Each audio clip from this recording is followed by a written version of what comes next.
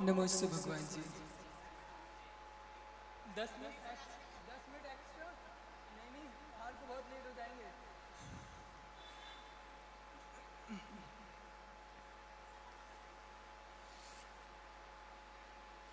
ग्रीष्म काल में आग बरसती गिरि शिखरों पर रहते हैं। वर्षा ऋतु में कठिन परीक्षण तरुतल रह कर सहते हैं, तथा शिशिर हेमंत काल में बाहर भू पर सोते हैं। वंदे साधु ये वंदन करता, दुर्लभ दर्शन होते हैं। नमो अरिहंतारं, नमो सिद्धाणं, नमो आर्याणं, नमो वत्सायाणं, नमो लोये सहसाहुरम्।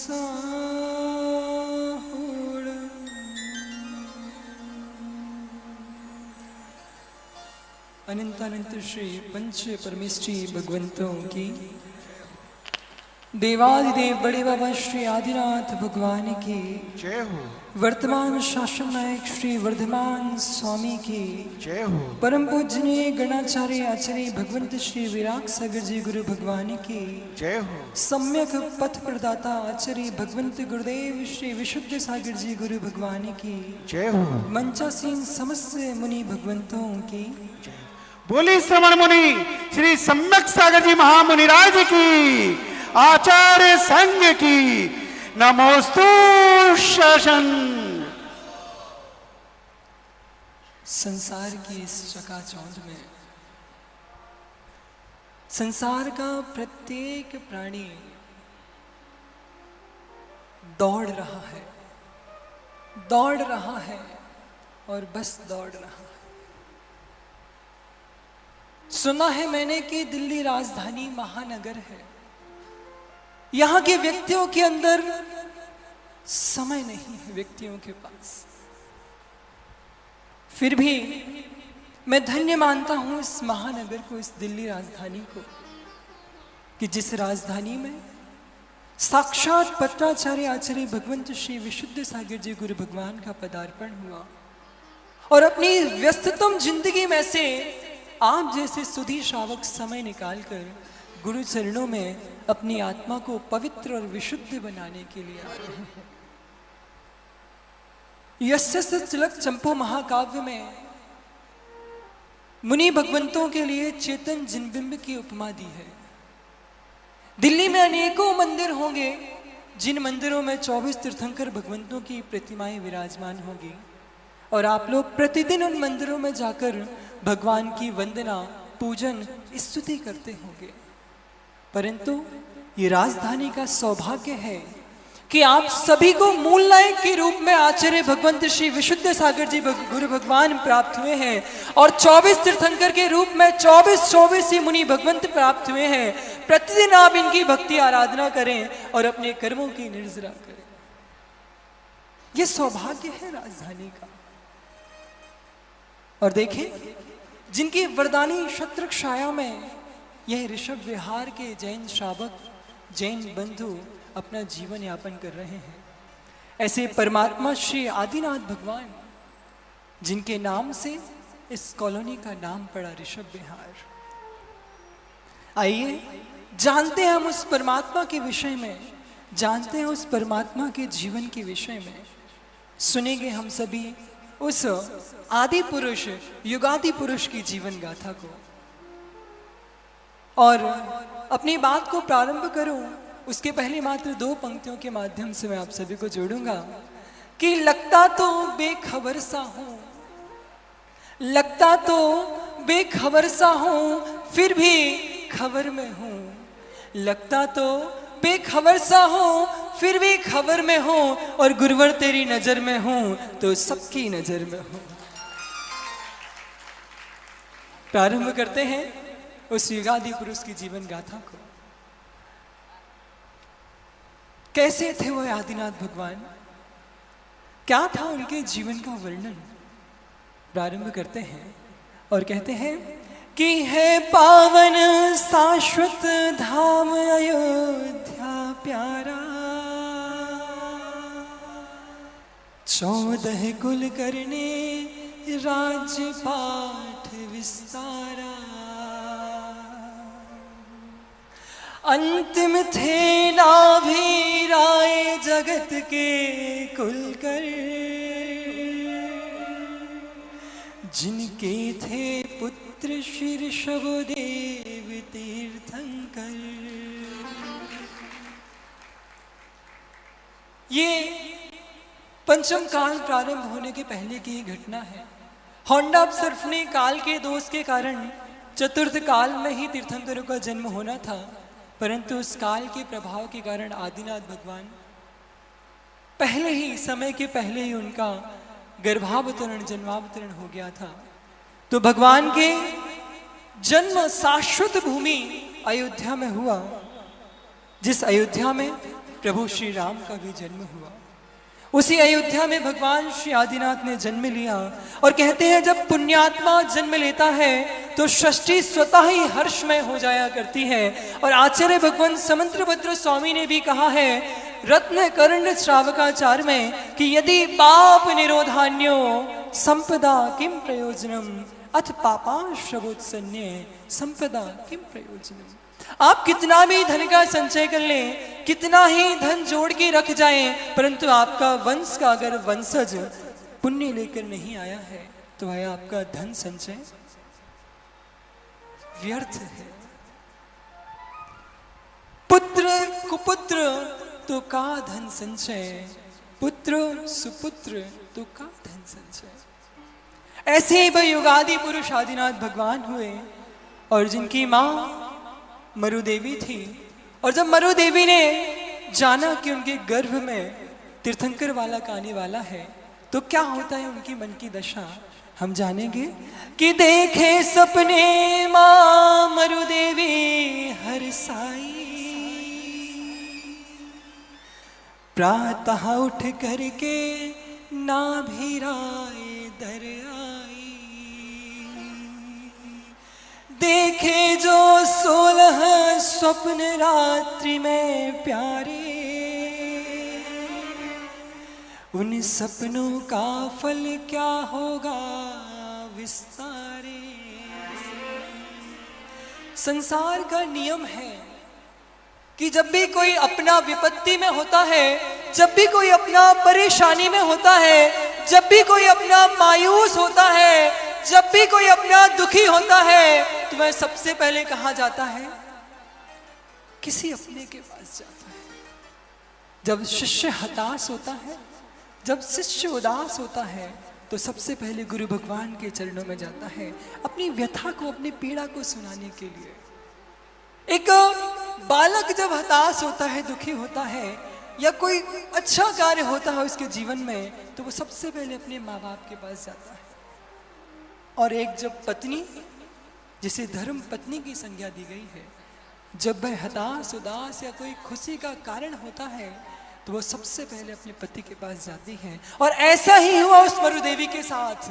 जब रात्रि के अंतिम पहर में मरुदेवी ने 16 सपनों को देखा तो उन सपनों को देखकर वह अचंभित हो गई कि अभी तक तो मेरे साथ ऐसा कभी नहीं हुआ। इतने समय के बाद पहली बार मुझे 16 सपने क्यों आए और इन सपनों का फल क्या है? इनको जानना अति आवश्यक है, तो वह क्या करती है?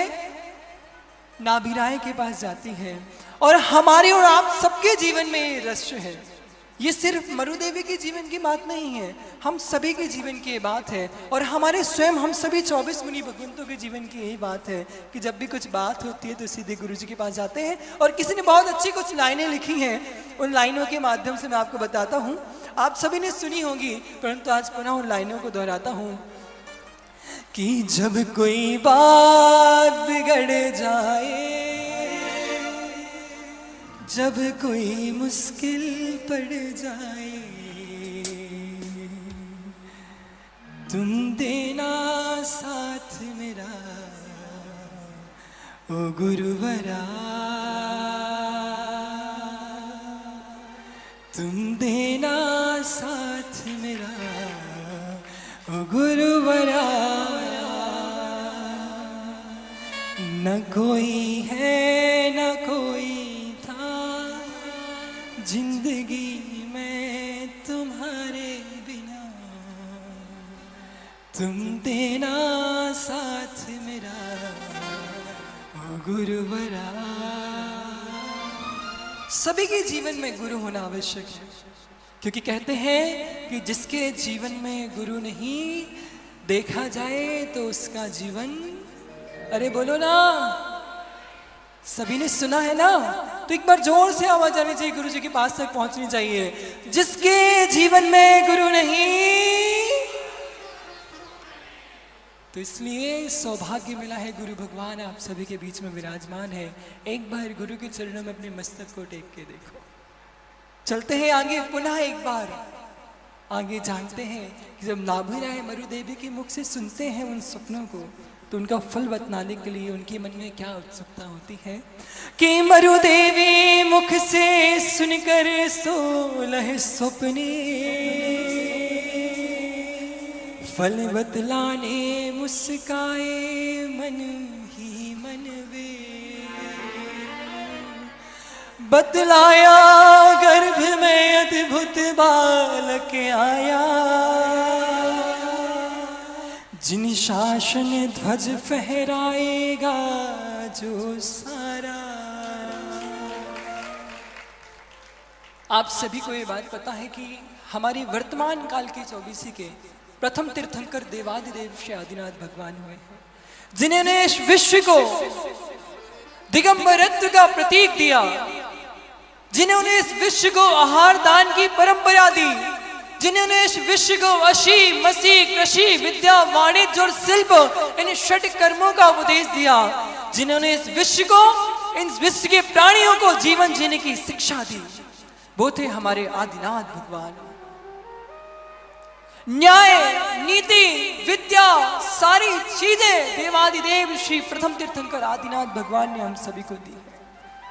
तो ऐसा ही कुछ मरुदेवी के साथ होता है कि जब मरुदेवी नाभिराय के पास जाती है तो नाभिराय उन्हें अपने सपनों का फल बताते हैं और उसे बताते हैं कि तेरे गर्भ में सामान्य बालक नहीं है, तेरे गर्भ में इस तीर्थ का प्रवर्तन करने वाले साक्षात तीर्थंकर देवादिदेव श्री आदिनाथ भगवान का गर्भावतरण हुआ है। जब हमारी जिज्ञासा का समाधान हो जाया करता है, जब हमारी परेशानी का हल हो जाया करता है, तो हमारे मन में क्या बात आती है, हम क्या सोचते हैं। कुछ पंक्तियों में आपसे पुनः मैं जुड़ता हूं कि गुरु तेरे चरणों में मैंने तो जहां पाया, मिल गई सारी खुशियां, गुरुवर ने मुस्काया।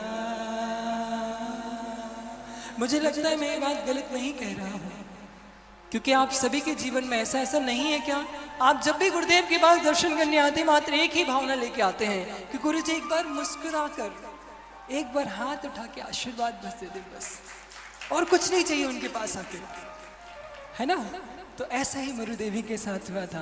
पुनः चलते हम एक और पंक्ति के माध्यम से भगवान के गर्भावतरण की बात को जानेंगे कि और क्या होता है उस मरुदेवी के साथ। तो आए जब गर्भ में 3 लोक उपकारी, शहमाहे रत्न बरसाए देवों ने भारी, फिर आई करने अष्ट देवियां सेवा। गर्भस्थ शिशु है वशु कर्मों का जेता। माता के गर्भ में जो बालक आया है वह बालक कोई सामान्य बालक नहीं है। आठों कर्मों को जीतकर, आठों कर्मों को नाश करके उस शुद्ध पद को प्राप्त करने वाला वह बालक आया है। इसीलिए वह माँ तीन लोक उपकारी के गर्भ में आने से, और ध्यान रखिए संसार का नियम है, स्वार्थी संसार है। क्या है? अरे बोलो ना, संसार कैसा है?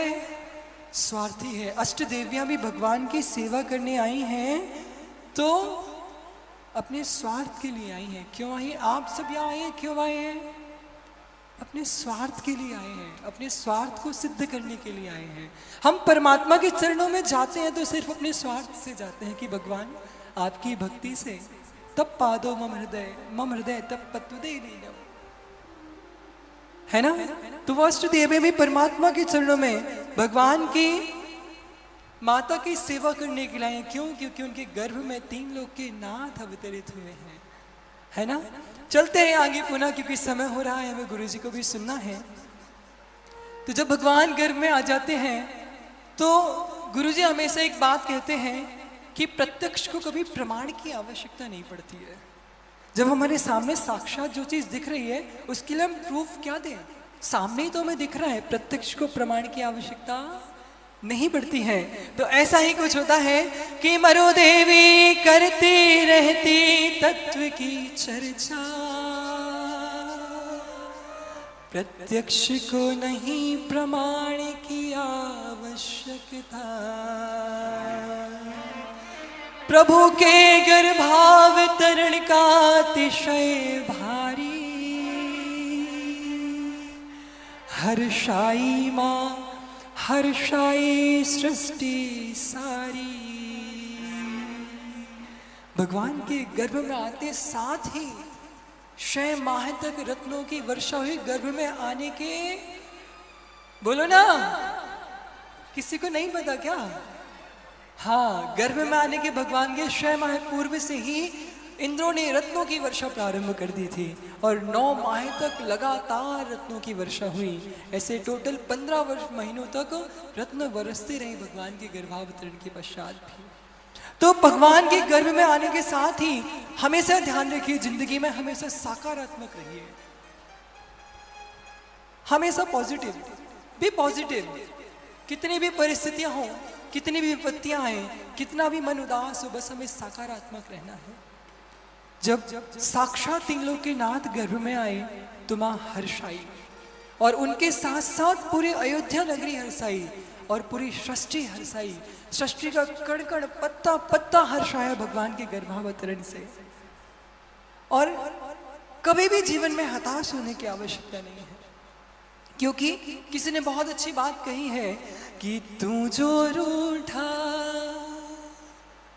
तो कौन हंसेगा, तू जो छूटा तो कौन चलेगा। हम सभी के जीवन में ऐसा ही है। जब गुरुजी हमसे हताश हो जाते हैं, जब गुरुजी हमसे हमारी कोई गलती से रुष्ट हो जाया करते हैं, मौन हो जाया करते हैं, तो हम सभी की स्थितियां ऐसे ही होती हैं। तू चुप है तो अब डर लगता है, अपना मुझको अब कौन कहेगा। तू ही माता और पिता है, तू ही तो प्राण है,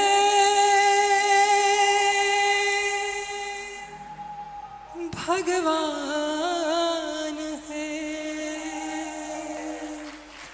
ये हम सभी की स्थिति होती है। इसलिए हमारे जीवन में सब कुछ छूट जाए लेकिन हमारा गुरु और हमारा परमात्मा नहीं छूटना चाहिए।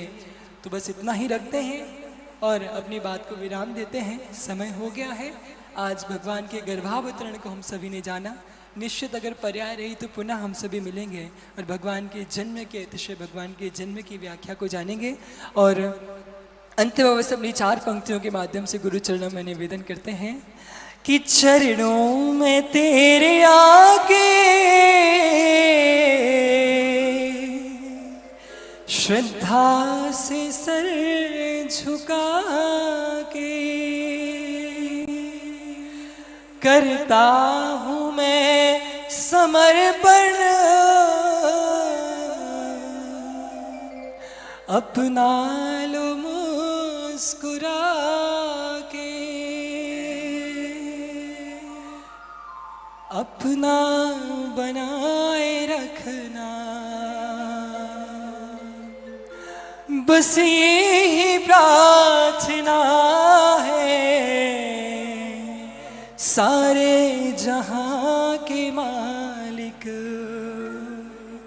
तेरा ही आसरा है सारे जहां के मालिक। परम पूजनीय परम उपकारी आचार्य भगवंत श्री विशुद्ध सागर जी गुरु भगवान की जय हो। नमोस्तु भगवान जी। बोले श्रवण मुनि श्री सम्यक सागर जी महाराज की।